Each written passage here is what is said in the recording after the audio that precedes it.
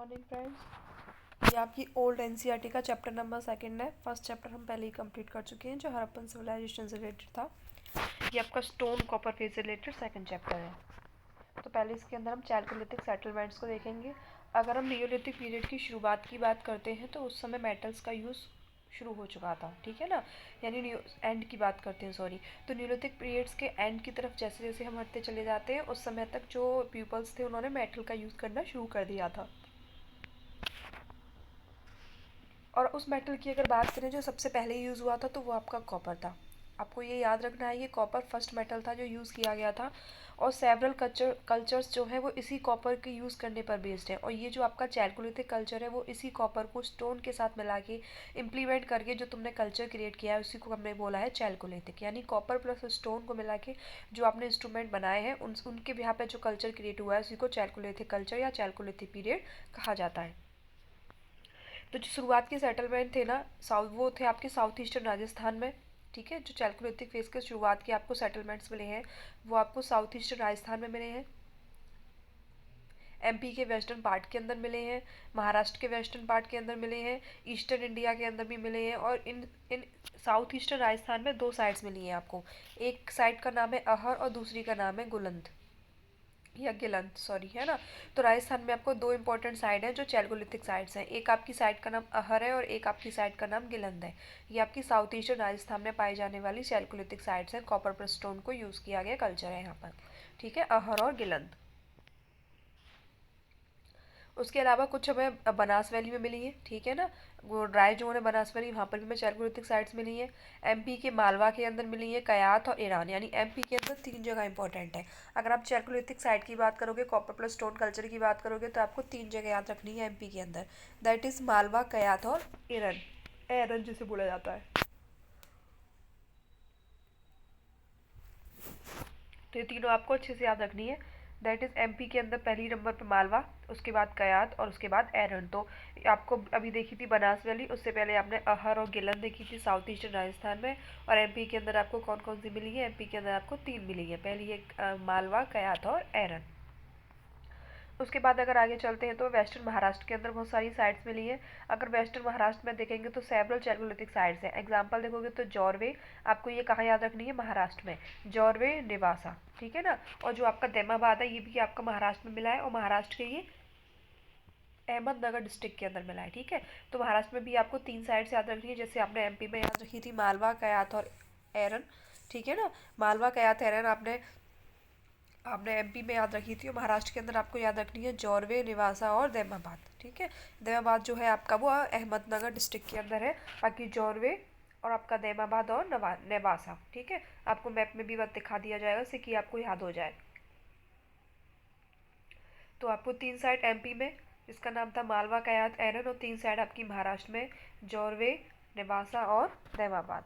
उसके बाद देखो चंदौली, ये भी आपका एमपी के अंदर महाराष्ट्र के अंदर ही है। सोनगांव, ये भी आपका महाराष्ट्र में। इनाम गांव, ये भी आपका महाराष्ट्र में ही है, महाराष्ट्र के पुणे डिस्ट्रिक्ट में, ठीक है। और नासिक से भी कुछ साइड मिली है। तो अब महाराष्ट्र में देखेंगे बहुत सारी साइट्स होंगी अब आपकी, जॉर्वे, निवासा, दैमाबाद, चंदौली, ठीक है, सोनगांव, इनाम गांव पुणे डिस्ट्रिक्ट में, ठीक है, और नासिक, ठीक है। एक और बार बोलते हैं, जॉर्वे, निवासा, जॉर्वे, निवासा, उसके बाद में आपका दैमाबाद, चंदौली, ठीक है। तो चंदौली के बाद में सोनगांव, इनाम गांव पुणे डिस्ट्रिक्ट के अंदर, और उसके बाद नासिक। उसके बाद महाराष्ट्र में कुछ साइट्स मिली हैं जो कि सेमी एरिड एरिया के अंदर है, जहाँ पे ब्राउन ब्लैक सॉइल मिलती है आपकी, ठीक है ना। बेर और बबुल वेजिटेशन यहाँ पर होती है, रिवरन ट्रैक्ट्स यहाँ पर है, ठीक है ना। और एक आपको नर्मदा टोली सिचुएटेड है नर्मदा नदी के किनारे, तो वो भी आपकी चैल्कोलिथिक साइट के लिए बहुत इंपॉर्टेंट है। जब चैल्कोलिथिक साइट याद कर रहे हो तो आपको नर्मदा टोली भी याद रखनी है, on the bank of Narmada river, ठीक है। तो नर्मदा टोली, ठीक है, प्रोनाउंसिएशन और स्पेलिंग्स दोनों याद रखनी है, नर्मदा टोली। उसके बाद देखिए आप कुछ चैल्कोलिथिक आपको साइट्स में जो आपकी न्यूलिथिक साइट्स मिली थी आंध्र प्रदेश में, वहाँ भी आपको थोड़े बहुत इंग्रेडिएंट्स मिले हैं चैल्कोलिथिक साइट्स के, है ना। हालांकि वहाँ पे कॉपर के ऑब्जेक्ट नहीं मिले हैं। सेवरल चैल्कोलिथिक साइट है जो आपको इलाहाबाद रीजन के अंदर भी मिली है, जहाँ पर आपको विंध्यस के आसपास एरिया के अंदर पाई गई है। ईस्टर्न इंडिया में अगर आप देखेंगे तो चिरांद, ईस्टर्न इंडिया में गंगा नदी किनारे एक मेंशन है आपकी चैल्कोलिथिक साइट, उसका नाम क्या है? चिरांद। तो सी से चैलकोलिथिक और सी से चिरांद आप याद रखना ईस्टर्न इंडिया की चैलकोलिथिक साइड है, जिसके बारे में मेंशन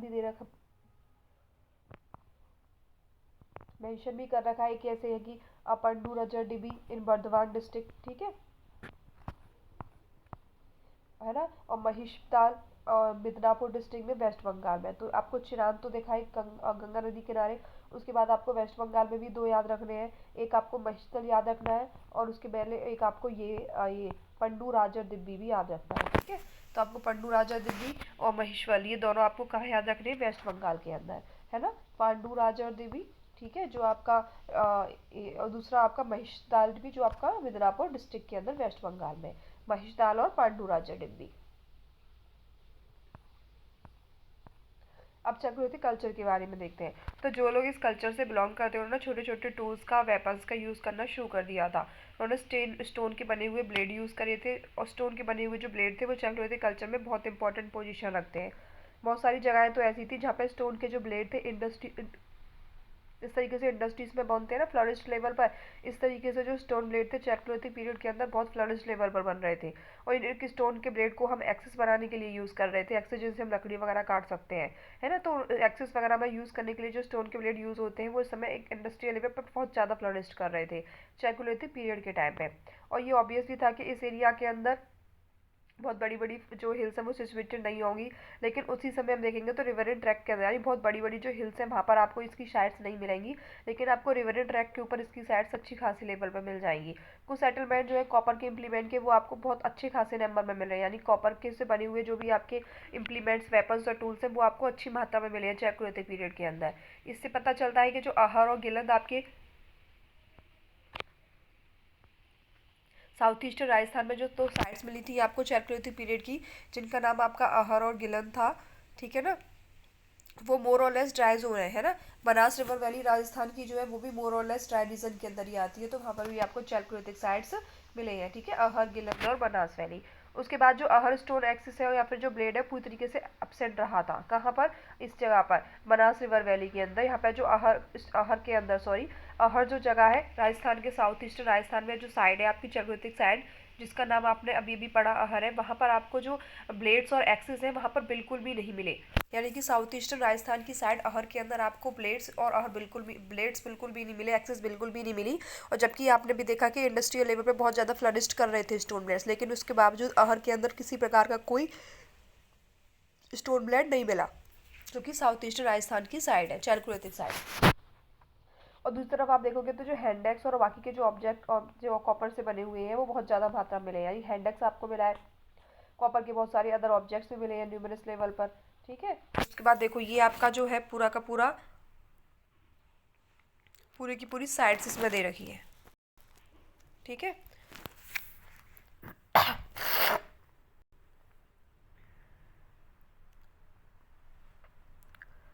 ये देखो पहले आपको इंडस सिस्टम दे रखा है, उसमें आपको इंडस सिस्टम में आपने पढ़ी थी ये सब। इसमें तो कुछ इसमें क्या है, चैल्कोलिथिक साइड है जो इन रीजन्स के अंदर आपको मिली है, मोहनजोदड़ो, हड़प्पा, रोपर, सूरतगढ़, हनुमानगढ़, चान्हूदारो, जूकर, आमरी, है ना, जांगर सॉरी। और गंगा सिस्टम के अंदर कौन कहाँ कहाँ पर मिली है, कौशाम्बी, आलमगीरपुर, ठीक है, ये दो जगह हैं जो गंगा सिस्टम के अंदर मिली हैं, कौशाम्बी में और आलमगीरपुर में।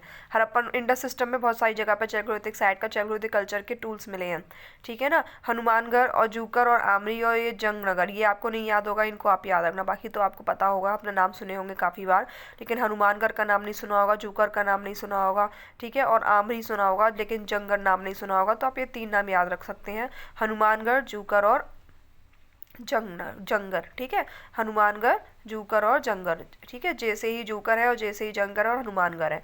कौशाम्बी और आलमगीरपुर गंगा सिस्टम में है। ब्रह्मपुत्र सिस्टम में देखिए आपको ब्रह्मपुत्र सिस्टम में भी पर्टिकुलर नाम नहीं बताया गया है। महानदी सिस्टम के अंदर भी है, चंबल सिस्टम के अंदर में काफ़ी सारी हैं, है ना, जैसे कि सेवा, नगदा, परमकर, खेरी, है ना, तुंगनी, बेतवा, तक्रोदा, बिलसुरी, माओरी, खतबिलोद, बेतवा, बिलवाली, अस्त, ये सब। राजपूताना और सौराष्ट्र के अंदर भी आपको मिली है, जैसे रंगपुर, अहर, प्रशस्पटन, लखवावल, लोथल, पिथादिया, रोजदी, अदकोट, ठीक है। नर्मदा सिस्टम के अंदर आपको मिली है नवदा टोली, महेश्वर, है ना, बागोत्रप, तेलोद, महगन, हसनपुर। तापी सिस्टम के अंदर आपको दो मिली है, प्रकाश और बहल, है ना। गोदावरी प्रवरा सिस्टम के अंदर आपको मिली है जोरवे, नासिक, कोपरगांव, नेवासा, ठीक है ना, नेवासा, नासिक, कोपरगांव, जोरवे, दैमाबाद।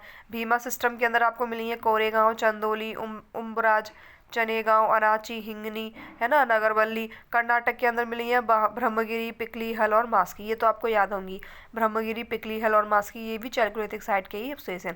तो इसमें बहुत सारी साइट्स हैं जो आपको मैप बना के खुद लोकेट कर करके आपको बहुत अच्छे से याद रखनी है, क्योंकि ये बहुत इंपॉर्टेंट साइट है चैलकुलेटिक पीरियड के पर्पज से।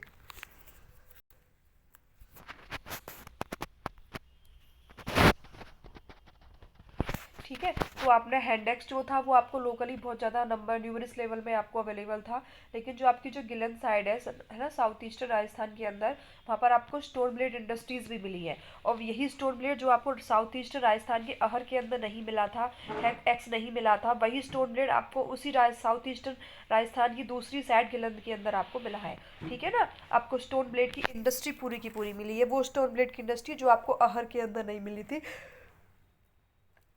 वो आपको गिलंद के अंदर स्टोन ब्लेड इंडस्ट्री मिली है साउथ ईस्टर्न राजस्थान चैक्रोलिथिक साइट के अंदर। ठीक है, तो अहर के अंदर स्टोन ब्लेड इंडस्ट्री मिसिंग थी, गिलंद के अंदर फाउंड की गई है। इसके अलावा जो फ्लैट और रेक्टेंगुलर कॉपर की एक्सिस है वो कहाँ पर मिली है, जॉर्वे में और चंदौली महाराष्ट्र में, है ना। जो कॉपर रेक्टेंगुलर कॉपर एक्सिस होती है, यानी रेक्टेंगुलर शेप की कॉपर की जो कुल्हाड़ियाँ होती हैं, वो कहाँ पर मिली है आपको, जॉर्वे में। ठीक है, और जॉर्वे और चंदौली दोनों ही महाराष्ट्र की साइड है, तो जॉर्वे और चंदौली दोनों के अंदर आपको मिली है रेक्टेंगुलर कॉपर एक्सिस। कॉपर के जो सिजेल्स हैं वो आपको चंदौली के अंदर मिले हैं। ठीक है, जॉर्वे चंदौली दोनों में आपको फ्लैट रेक्टेंगुलर कॉपर एक्सिस भी मिले थे, और चंदौली के अंदर आपको कॉपर सिजेल्स भी मिले हैं। ठीक है, जो पीपल है स्टोन कॉपर फेसेस के, उन्होंने अलग अलग प्रकार की पॉटरीज को यूज़ किया। एक पॉटरी जो उन्होंने यूज़ करी थी उसका नाम था ब्लैक एंड रेड, ठीक है ना, जो बहुत ज़्यादा वाइडली लेवल पर प्रिवलेंट थी। लेकिन इसके अलावा भी बहुत सारी पॉटरीज थी जो चैल्कोलिथिक पीरियड के अंदर प्रिंट हो रही थी, लेकिन जो सबसे ज़्यादा न्यूमरस लेवल पर आपको देखने को मिल रही थी वो आपकी ब्लैक एंड रेड पॉटरी थी। ठीक है, ये आपको व्हील ओकेशन, व्हील आपको पता है जो पहिया होता है उसकी मदद से बनाई जाती थी, फिर उसको पेंट किया जाता था, उस पर अलग अलग लीनियर वाइट लीनियर डिजाइंस बनाई जाती थी, है ना। इसके सेटलमेंट्स के सिर्फ राजस्थान, एमपी, महाराष्ट्र के अंदर ही नहीं मिले हैं, बल्कि बिहार और वेस्ट बंगाल के अंदर मिले हैं लोगों के हैबिटेट के सेटलमेंट के। सिर्फ महाराष्ट्र में, एमपी और महाराष्ट्र में और राजस्थान के अंदर ही केवल ये लोग नहीं लिविंग करते थे, बल्कि ये वेस्ट बंगाल और बिहार के अंदर भी करते थे। तो जो लोग एमपी के अंदर और महाराष्ट्र के अंदर रहते थे उन्होंने बहुत सारे पॉट्स बनाए, डिशेस बनाने के लिए जो स्टैंड होते हैं वो बनाए, बाउल्स ऑन स्टैंड्स बनाए। ठीक है ना, जो महाराष्ट्र के अंदर थे और एमपी के अंदर थे, महाराष्ट्र और एमपी में जो लोग रहते थे उन लोगों ने बनाए थे क्या, ये चैनल स्पाउटेड पॉट्स और डिशेस ऑन स्टैंड्स। ठीक है, हमारा ये सोचना बिल्कुल गलत होगा कि सभी लोगों ने ब्लैक एंड रेड पोइट्री को पसेस करा, एक ही कल्चर को पसेस करा। अलग अलग डिफरेंट डिफरेंट टाइप की पोइट्रीज, अलग अलग डिफरेंट टाइप के इंप्लीमेंट्स आपको मिले हैं। जैसे एमपी महाराष्ट्र में आपको dishes on stand, pole on stand मिला है, चैनल स्पाउटेड स्पॉट्स मिला है, तो इस तरीके से आपको अलग अलग जगह पे अलग अलग इंप्लीमेंट्स मिले हैं। तो वो लोग जो स्टोन कॉपर एज के अंदर रहते थे साउथ ईस्टर्न राजस्थान में, वेस्टर्न एमपी में, वेस्टर्न महाराष्ट्र में, वो एनिमल्स को डोमेस्टिकेट करते थे और फूड ग्रेन्स को कल्टीवेट करते थे, यानी वो जानवरों को भी पालते थे। राजस्थान, एमपी, महाराष्ट्र की बात हो रही है, महाराष्ट्र का वेस्टर्न पार्ट, एमपी का वेस्टर्न पार्ट और राजस्थान का साउथ ईस्टर्न पार्ट, वहाँ पर लोग डोमेस्टिकेशन और कल्टीवेशन दोनों किया करते थे, है ना। वो काउ और डोमेस्टिकेशन में कौन कौन से जानवर रखते थे, काव रखते थे, शीप रखते थे, गोट रखते थे, पिग भी रखते थे, बफेलो भी रखते थे, और डियर को हंट करते थे। और जो कैमल होता था वो यहाँ पर फाउंड किया गया है, इसका मतलब कैमल्स के जो रिमेन्स है वो भी फाउंड हुए हैं। बाकी जो काव, शीप, गोट, पिग, बफेलो, है ना, काव, शीप, गोट, पिग, बफेलो मिला है, और डियर को आपने हंट भी देखा है, और लेकिन आपको कैमल के रिमेन्स भी यहाँ पर मिले हैं। ये क्लियर नहीं है कि ये सब एक्वेंटेड था हॉर्स के साथ था कि नहीं, हॉर्स थे कि नहीं, लेकिन कैमल्स के रिमेन्स आपको इस जगह पर चैक्रोलिथिक साइड के अंदर मिले हैं। बाकी आपको काव, शीप, गोट, है ना, और पिग, बफेलो के तो मिले ही हैं।